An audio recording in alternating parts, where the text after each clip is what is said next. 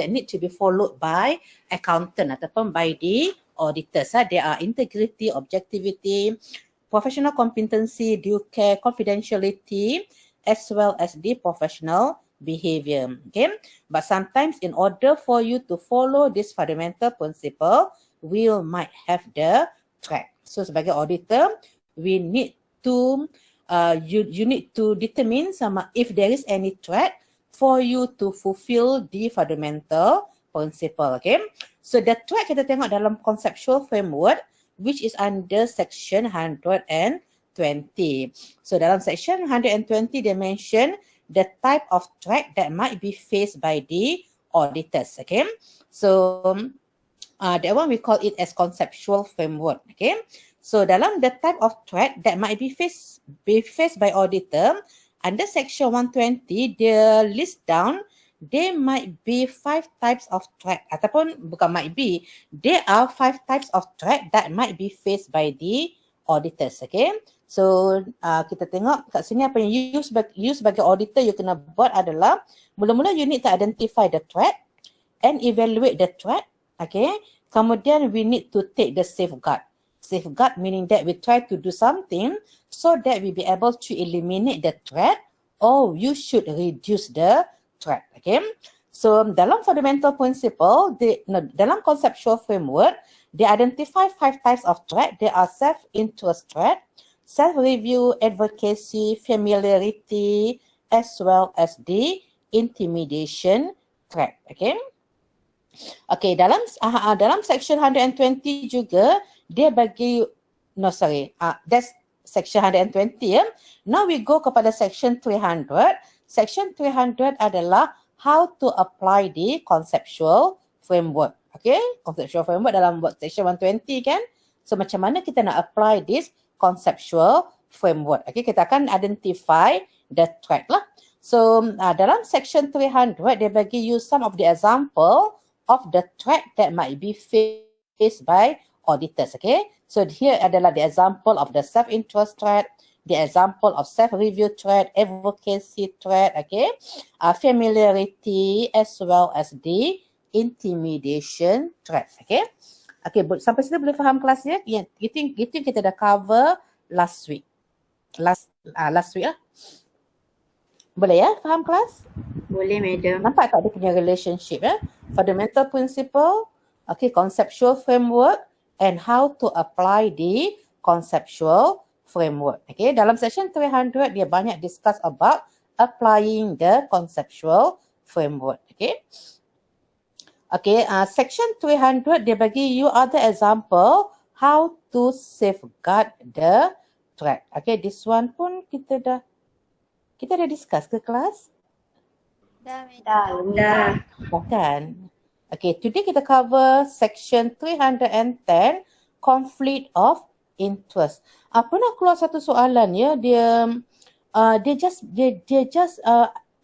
question tanya student, give the example under what situation being considered as conflict of interest. Okay, so now kita tengok the example of circumstances that might create the conflict of interest. Okay, dalam this topic ataupun today kita akan tengok example saja. Okay, example of the professional appointment kan. Second opinion, under what situation you boleh bagi second opinion, macam mana you nak charge kepada your client. Okay, macam mana for the gift and hospitality, sama ada is it allowed for you or not for you to accept gift and hospitality from your client. Okay, now kita tengok conflict of interest. Kita tengok some of the example that might create conflict of interest. Okay, number one adalah, ni example saja kat sini ya kelas, I just bagi you contoh saja. Bukan I bagi you contoh ni ada dalam bylaw. Okay, kita extract saja ya. So number one adalah providing a transaction advisory services to a client seeking to acquire an audit client. Okay, where the firm has obtained confidential information during the course of the audit that might be relevant to the transaction. Okay, for the example, senang nak nampakkan dia punya ni kan. So katakanlah bahawa you ada CPA, okay, you ada client, Okay, this client try to acquire another company. Katakanlah bahawa company X. This client, this one adalah your client and this company X is also your client. So you advise your client when your client nak acquire another client. Okay, so under that situations, you are not supposed to give any advice. Sebab kalau you bagi advice kepada client, sebab you dah dapat some of the information about this company, company X, am I right? Because this company X is also your client. Okay, so you might give confidential information kepada your client. Faham ya kelas? Boleh ya? Okay. Number 2 adalah providing advice to two clients at the same time when the client are competing to acquire the same company. Okay. Dia sama juga ya. This one adalah CPA. You are the client. Your client adalah A and B. Okay. A and B, they are both company interested to purchase ataupun to acquire company X. So A minta your advice and B also ask for your advice. Okay, so under this situation, you should not give any advice to A or to B. Faham kelas? Okay, sebab kalau you bagi advice kepada A, you favor A kan? Kalau you bagi advice kepada B, you favor B. Lagipun kalau you bagi advice kepada A, you dah tahu apa yang B akan buat later on kan? So basically you be one side and not the other side. Okay, sama juga kadang-kadang katakanlah bahawa A and B ada this project, like say katakanlah bahawa ada project X. Okay, so A interested to take the project, B also interested for the same project. Okay, bila dia nak dapatkan that project, dia kena submit the quotation. So dia minta your advice untuk when submission the quotation to determine the cost ke whatsoever kan. Under that situation also, you should not provide any advisory services to A or to B. Faham ya kelas ya? Boleh ya? Quite straightforward kan? Okay, third one adalah providing services to a seller and buyer. Sama lah juga ya. You are CPA. So kat atas ni kita ada seller. Seller ni your client dan buyer ni also your client. Katakanlah buyer, your client, the buyer ya, minta advice daripada you to get the product. Okay, so you advise buyer to buy from this seller, another your client. So at the same time, you also advise this seller untuk sell the asset kepada the goods kepada buyer at certain term and condition. So under the situation is not allowed for the same transaction. Okay, so it is not allowed. Faham ya kelas ya? Faham ya. Boleh? Boleh tak? Boleh. Boleh ya. Okay, number 4 adalah preparing evaluation of asset for two parties who are in adversarial position with respect of the asset. Okay, katakanlah bahawa sama juga lah. UCPA ada client A and B. This client A and B interested to purchase the asset. Okay, so bila dia nak purchase asset, you akan value the asset. Okay, so A minta you value the asset, B also minta you value the asset. So under that situation, you tak boleh buat asset valuation untuk A ataupun for client B. Okay. Okay, next one adalah representing to client in the same matters who are in the legal dispute. Kalau ada legal dispute with each other, such as during divorce proceeding or the dissolution of the partnership. Okay, this one adalah within the members of the company. Okay, normally kalau macam husband and wife lah kan, katakanlah bahawa you CPA, so ni your client, the client ni ada director 1 and director 2. Director 1 is the husband, director 2 adalah the wife. Okay, katakanlah bahawa they are in the divorcing proceeding. So kalau nak divorce, normally dia akan minta harta lah kan. Normally yang berlaku lah kan. So you tak boleh advise the wife ataupun you tak boleh represent the husband or you cannot represent the wife. Okay, if there is any legal dispute between these two director. Sama lah juga kalau partnership, macam for example like a dissolution of partnership, okay, partner A and partner B ada dispute. So you tak boleh represent partner A ataupun partner B. Okay. And last one adalah in relation to the license agreement. Okay. Okay, next one adalah professional appointment. Okay, professional appointment, kita ada two situation yang melibatkan professional appointment. Satu adalah, katakanlah bahawa klien tu adalah new company.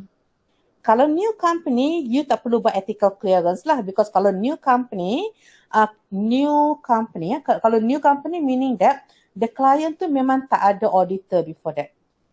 Jadi apa yang you kena buat adalah kalau that client ataupun you punya potential client approach you, you kena conduct the investigation. You just investigate sama ada you are competent or not to conduct the audit, you cukup staff ke, bla bla bla lah, okay.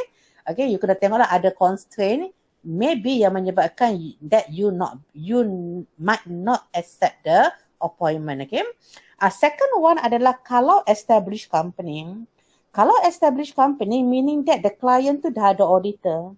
So dia nak appoint you sebagai new auditor. Okay, bila dia nak appoint you sebagai new auditor, what the first thing that you need to do adalah you need to do the ethical clearance. Ethical clearance ada explain kat you earlier, okay. So dalam ethical clearance apa yang you kena buat adalah you need to communicate dengan previous auditor and ask the previous auditor if there is any professional reason not to accept the appointment. Faham ya kelas ya? Boleh ya? Okay. Clear ke my voice? Yeah. The auditor, apa yang you kena buat adalah dalam client acceptance, you should investigate the background of the business activity and the audit client. Okay. Sebelum you jangan pakai macam orang approach you saja nak jadi auditor, you ambil aja, pakai rembak aja, tak boleh ya. You kena investigate dulu you punya potential client, the type of business, sama ada you are familiar dengan that industry ataupun tak, okay. So we need to consider a few things adalah whether the acceptance of the nomination would create any threat to compliance with the fundamental principle. You kena check sama ada by accepting the appointment, it will create any threat, okay, for you to comply dengan fundamental principle. For example, katakanlah bahawa ada blood relationship between auditor and client. So kalau ada blood relationship, meaning that dah ada threat for you to comply with the fundamental principle. Sekejap ya kelas. Sekejap ya kelas saya nak jawab phone call.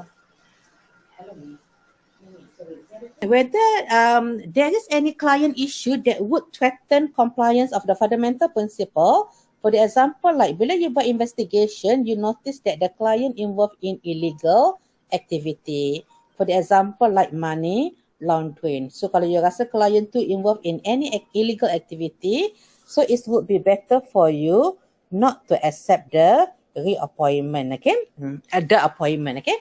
So next one adalah to accept the appointment, the auditor need to eliminate. Kalau you nak accept the appointment, satu you kena identify the threat, kemudian you kena apply the safeguard. Okay, apply the safeguard, how to reduce the threat ataupun how to eliminate the threat. Betul tak air tadi? Okay, sebenarnya dia macam ni, dia bila you nak accept the appointment, mula-mula you need to identify the threat. Okay, so selepas you identify the threat, you need to apply the safeguard to reduce the threat ataupun to eliminate the threat. Okay, tetapi kadang-kadang you dah identify the safeguard, okay, you dah identify the threat, you dah apply the safeguard, but you still not be able to reduce the threat. Okay, so under that situation, you should decline the appointment. Okay, dalam professional appointment, so another one adalah you need to investigate to determine sama ada, to determine, okay. kita baca ayat ni lah ya. The auditor, you can only accept the audit engagement card if you are competent to perform the audit. Okay. So katakanlah bahawa kadang-kadang bila client approach you, then you kena tengoklah sama ada you boleh ke tak audit that industry. Sometimes certain industry you tak familiar dengan certain industry. For the example, like the industry yang very specialized. Okay. For the example, like shipping company, petroleum company, cosmetic company, okay, ataupun company-company yang banyak guna chemical product, maybe you are not familiar with it, okay.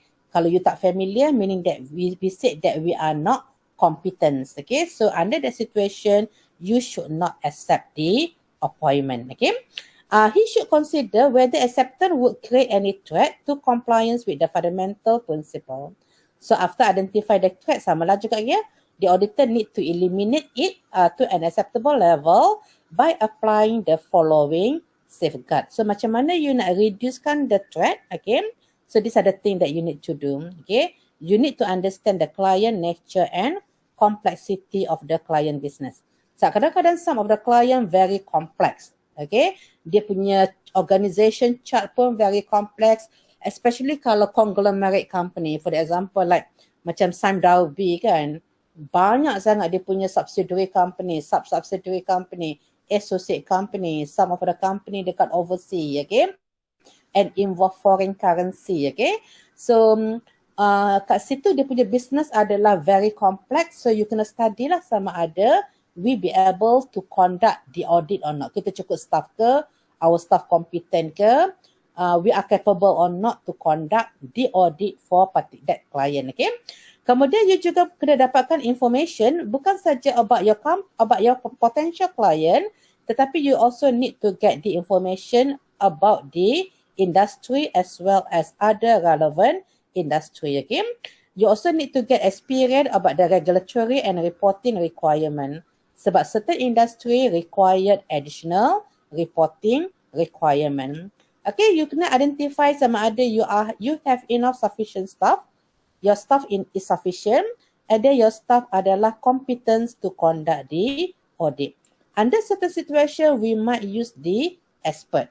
For the example, katakanlah bahawa you nak audit property company, construction company, you kena dapatkan expert. For the example, like advice daripada architect, quantity surveyor, okay?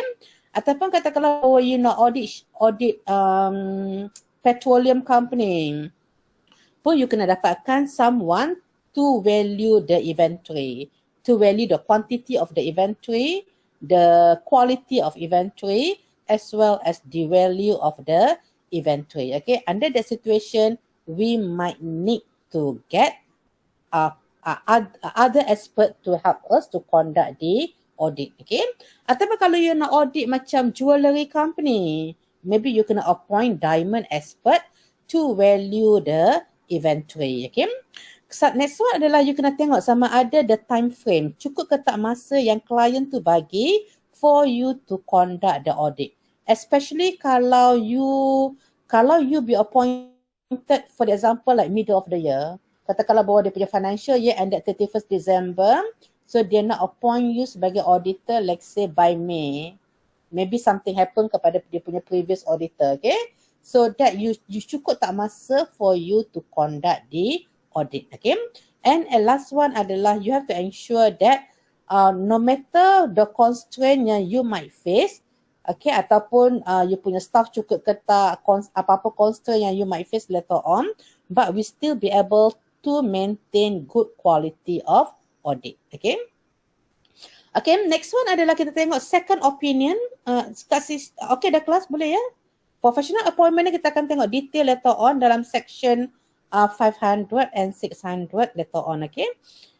Shall I proceed kelas? Okay, next one adalah second opinion, or kan sometimes kita panggil sebagai online opinion. Okay, second opinion berlaku adalah kepada not to your existing client. It's not to your client lah. Tetapi another person datang approach you dan minta advice daripada you on certain matters. Okay, so this one will create an self-interest threat. Okay, basically it's not allowed, tetapi kalau you nak bagi juga boleh, tetapi you might apply this following safeguard. There are some safeguard that we need to apply in order to reduce the self-interest threat. Okay. Second opinion dia macam ni ya. For example, katakanlah bahawa this company X, okay. Companies X dia ada auditor dia. Let's say auditor dia adalah A adalah dia punya auditor. Sometimes dalam bila kita buat audit, kita akan advise our client on certain issue. Ataupun our client minta advice daripada auditor on certain issue. Apa yang berlaku adalah katakanlah bahawa A dah bagi advice kepada klien dia. Tetapi klien dia maybe under certain situation, they are not satisfied, okay, with your advice. Okay, ataupun dia cuba dapatkan other opinion untuk dia make the decision. Okay, jadi this company akan jumpa another CPA. Katakanlah bahawa dia jumpa you kat sini dan minta you advise him on certain matters. Dia bukan you punya client tetapi dia seek your advisory services lah. Okay. So under this situation, basically kita tak allow you to give any advice kepada company X lah. Sebab kita takut you punya advice dengan apa yang CPAA punya advice tak sama. Okay, contradict. Okay. Kenapa benda ni berlaku? Kadang-kadang bila X ni bagi information kat you, the information yang dia deliver maybe misleading ataupun dia tak bagi full information kepada you. Okay. Tetapi under certain situation, maybe you nak juga bagi advice. Kalau you nak bagi advice, boleh, okay?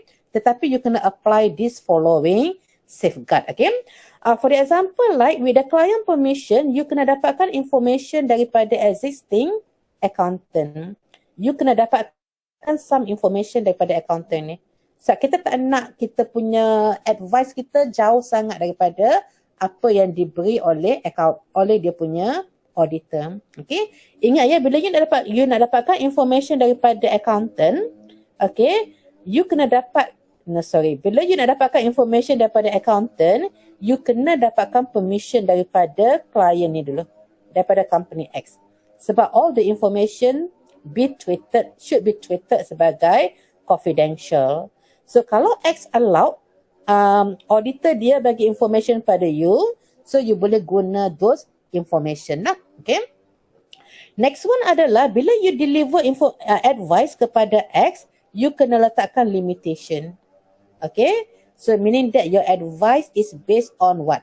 What is your justification for that particular advice? Okay. So letakkan limitation surrounding any opinion in communication with the client. And last one adalah a copy of your advice should be given to his client so that dia punya auditor pun aware apa yang you advise kepada his client. Faham kelas? Faham? Faham ya? Okay. Dia punya guideline sebenarnya is not allowed lah. Basically lagi senang kan. Tetapi kalau you nak bagi juga that services, boleh. Tetapi kena ambil that following these three following safeguard lah, okay? Bila you nak bagi advice kepada not to your client, okay? Okay, next one adalah section 330, they talk about fees and other type of remuneration. Okay, kalau you baca dalam bylaw, MIA bylaw, they give guideline how to charge to our client. Macam mana kita nak determine the audit fees. This one we are talking about audit fees ya. Sebab fees ni dia banyak jenis. Dia ada audit fees as well as other fees. So bila kita accept the appointment daripada klien, okay, kita kena tentukan, kita kena asingkan how much is the audit fees and how much is the other fees. Okay, kena asingkan these two. Tak boleh kata okay lah kita punya fees 200,000 kita akan buat semua benda untuk you all. Tak boleh. Okay. So you kena asingkan how much audit fees and how much is the other fees. So MIA dia come out dengan guideline untuk you charge the audit fees. So bila you nak charge audit fees, you kena tengok kepada this four situation. Okay. Number one adalah depending on the skill and knowledge.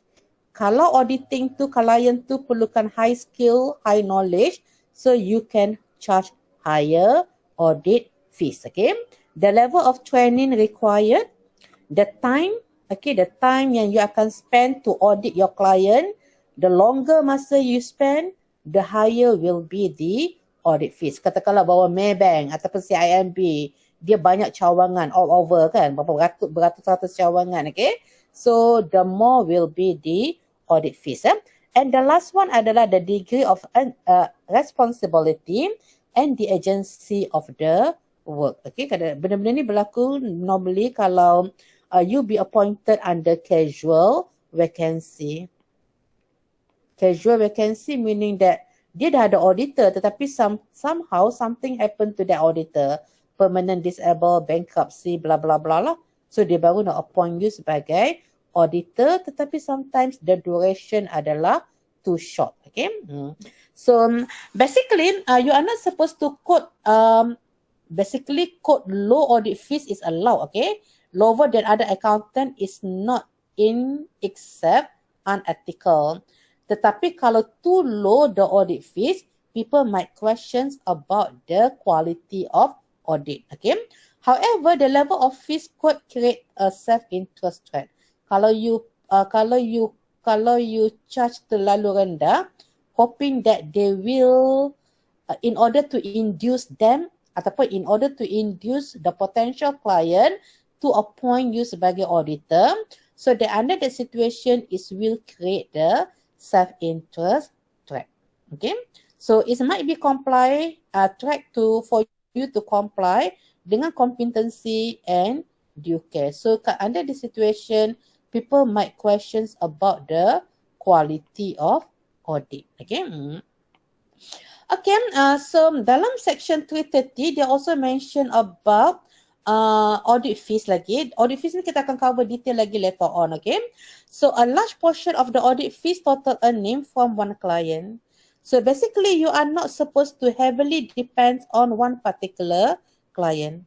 Sebab kalau you too much depends on satu particular client, it will create the self-interest trap, okay. For the example, katakanlah bahawa here CPA, so your total revenue, let's say 1 million. You banyak klien ya. So daripada this client, katakanlah bahawa you dapat 300,000, which is 30% of your total revenue. Okay, kalau you rely too much on one particular client, meaning that macam you are in the situation, you are afraid of losing the client, am I right? Katakanlah bahawa kalau you lose this client, your revenue will drop by 30%. Okay, so MIA dia bagi guideline, you punya revenue from one particular client should not be more than 15% of the firm total fees in each year over 2 consecutive year. Okay, you tak boleh you punya revenue daripada one client more than 15% untuk 2 consecutive year. Okay, kalau first year tu okay lagi, second year pun macam last year kita punya revenue daripada A 30%. This year our revenue daripada A still lagi 30%. Okay, so dalam that situation it is not allowed because it will create the self-interest trap and it will create your independency. Okay, so the only way to do adalah to withdraw daripada engagement. Okay, so apa yang auditor tu kena buat adalah katakanlah bahawa first year, you punya revenue daripada klien ni 30%. Untuk second year, you kena dapatkan ada klien lagi. You kena dapatkan ada klien, increasekan your revenue to 1.5 million. Okay, kalau to 1.5 million, meaning that 300,000 to 1.5 million, in term of percentage, it will reduce the percentage. Faham ya kelas ya? Boleh faham ya? Faham ya. Tapi ingat ya kelas, this one, kalau by law, dia cuma guideline. Tapi kadang-kadang kalau more or less 15% is still allowed lah. Dia bukan by law ni, dia bukanlah akta. Kalau akta dia adalah macam compulsory for you to follow the act, okay? tetapi by law dia adalah guideline. Because kadang-kadang kalau you tengok soalan, kadang-kadang you punya revenue from that particular client macam 80% to 20%, sometimes it's still allowed. As long as you rasa it does not ataupun you still be able to maintain objectivity, independency, and so on, under that situation is allowed. Okay, tetapi not more than 20%. Okay. Okay, next one adalah overdue fees. Okay, client tak bayar your audit fees. Okay, kalau client, basically you kena dapat audit fees, client need to settle the audit fees before you sign the audit report. Ataupun kalau tak before you sign the audit report pun, before you start auditing following year ataupun following financial statement, they should pay the audit fees. Okay, sebab kalau dia tak bayar audit fees, is also will create the self-interest trap. Okay, sebab kalau dia tak bayar audit fees, later on dia akan jadi loan. Okay, is be considered sebagai loan kepada client. And loan kepada client is not allowed under Company Act. Okay, that's why we need to be very careful lah. Jangan ada overdue audit fees. Okay. So dalam Companies Act dia ada I pun dah lupa check. Ada check hari tu kan, I think 10,000 tu. Tak boleh more than 10,000. Anyway, nanti akan cuba check ya. Audit fees berapa amount yang consider sebagai loan.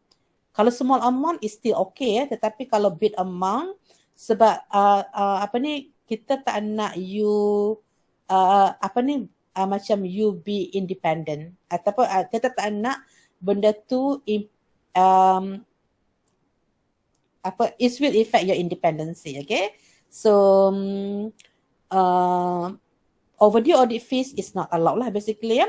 Another one adalah if your client do not pay your audit fees to 2 consecutive year.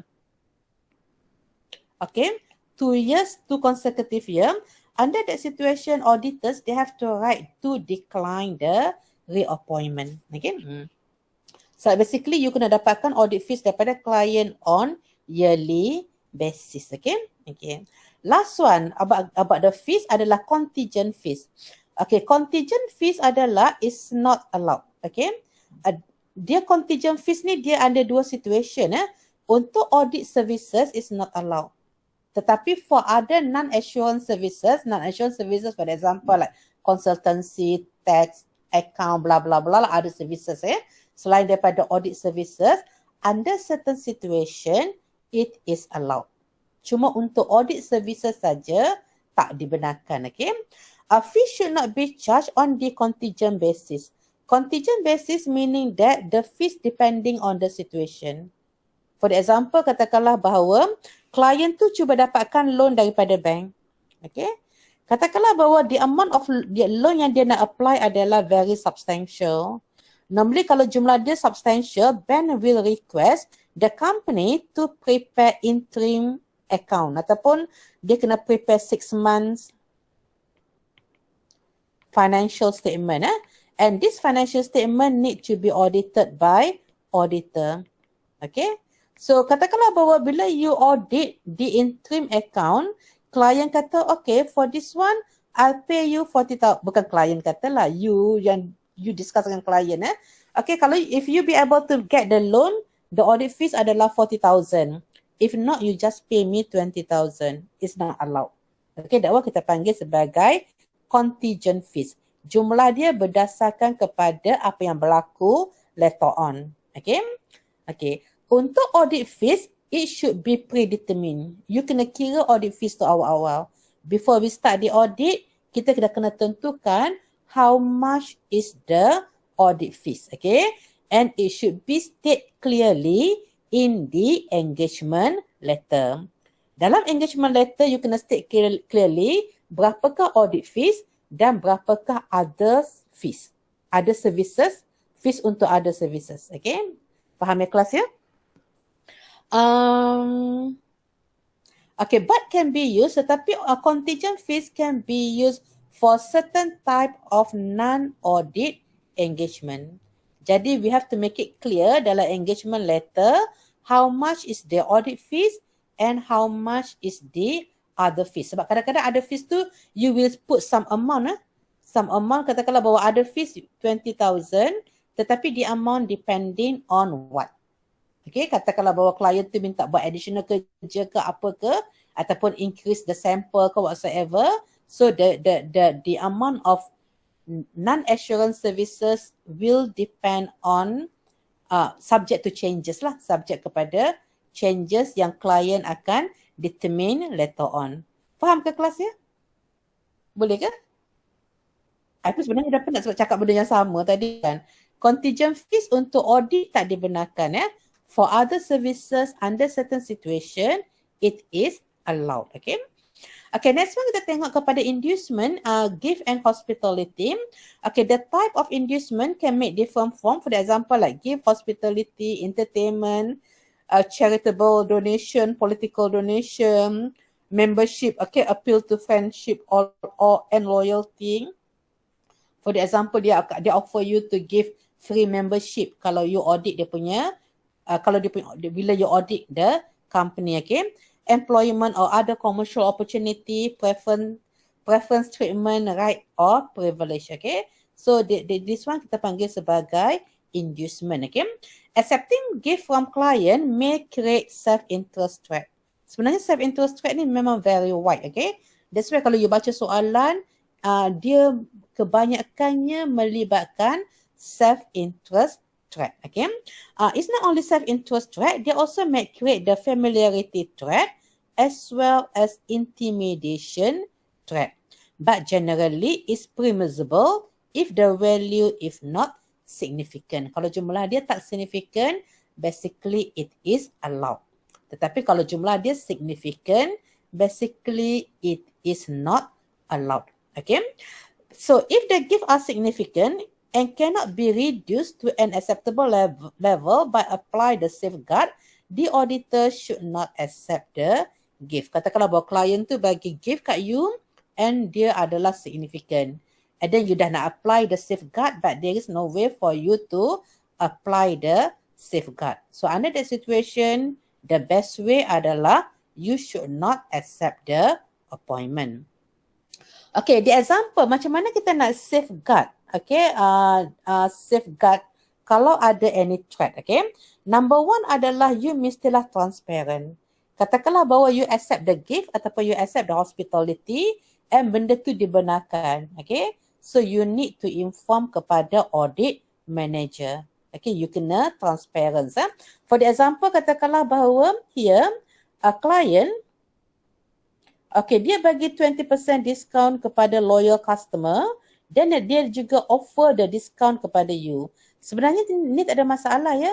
Kalau dia offer kepada customer, orang lain dapat, dia extend kepada you, sebenarnya tak ada masalah.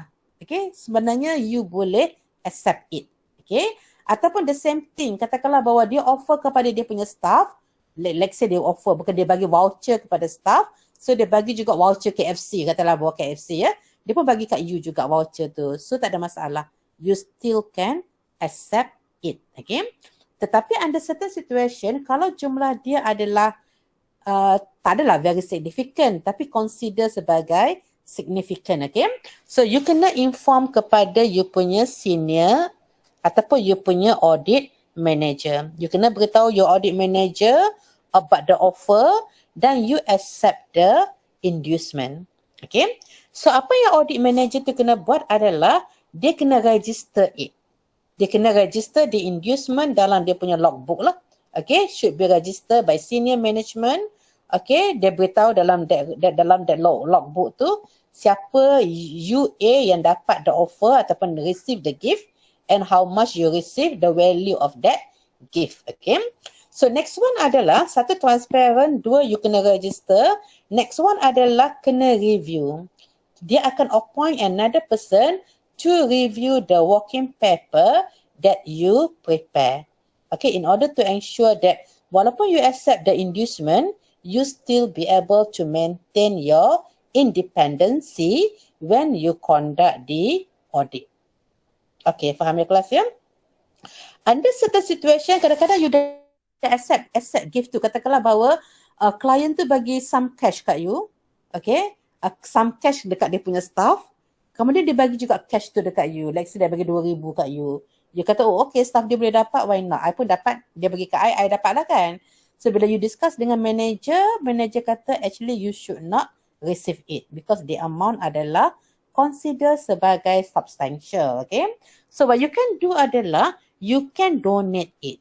You boleh donate kepada charity body.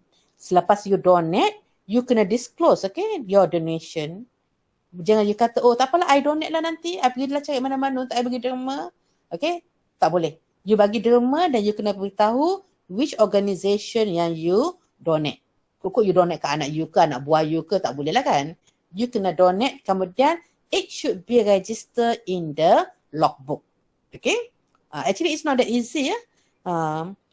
Dia kena beritahu kepada you punya senior management dan senior management tu again kena register dalam dia punya logbook. Okay. Kadang-kadang you juga akan dapat, for the example, you dapat gift and hospitality dalam bentuk servis. Okay, for the example, katakanlah bahawa you tak sihat, okay, you audit hospital, a private hospital, so the hospital tu kata, okay tak apa, you masukkan, you dapatkan treatment daripada from us and then kita bagi for free. So you pun lepaklah dekat lepak pula. You pun dapatlah treatment daripada hospital tu for a few days, kemudian you dapat bill, you don't have to pay anything. Okay? So under that situation, kalau you rasa benda tu significant, you boleh reimburse. You boleh bayar balik such hospitality that you receive. Okay? Itu adalah sebab kalau service you tak boleh pulangkan physically kan. So you can reimburse ataupun you can pay it. Okay? Tetapi kalau benda tu you terima dalam bentuk gift, dalam bentuk physical asset, okay? Physical gift, okay? So maybe what you can do adalah as soon as possible, you can return such gift kepada client you, okay? You dah terima, kemudian you pergi hantar balik. Tiba-tiba dia bagi you jam Rolex kat you kan? 20,000. Dia kata ada, this one 20,000 saja, taklah mahal macam yang lain kan? So you terima, you happy-happy terima benda tu. So bila you discuss dengan management, the management said that actually you are not supposed to accept it, so you need to return it to your client. Okay, so itu saja untuk hari ini. So yang lain kita akan discusskan pada Friday nanti, okay? So I'll see you on Friday at 8:30. Boleh ya kelas ya? Boleh ya. Sebab Monday ni I combine 3 group. The reason why I combine sebab group J dia ada kelas dengan I besok. Besok adalah public holiday kan. Sebab nanti I takut nanti susah. Bukan susah sebab I nak you all sama. 3 group ni sama sebab senang untuk I buat. If I decide nak buat quiz ke apa ke later on kan. That's why I will combine all the 3 group on Friday at 8:30. Okay, do you have any question kelas yang tadi? Tak ada ya? Boleh ke? Boleh. Okay, boleh faham ya? So baca lagi by law. Nanti later on, I will give you some diagram so that you boleh nampak clear lah benda ni kan.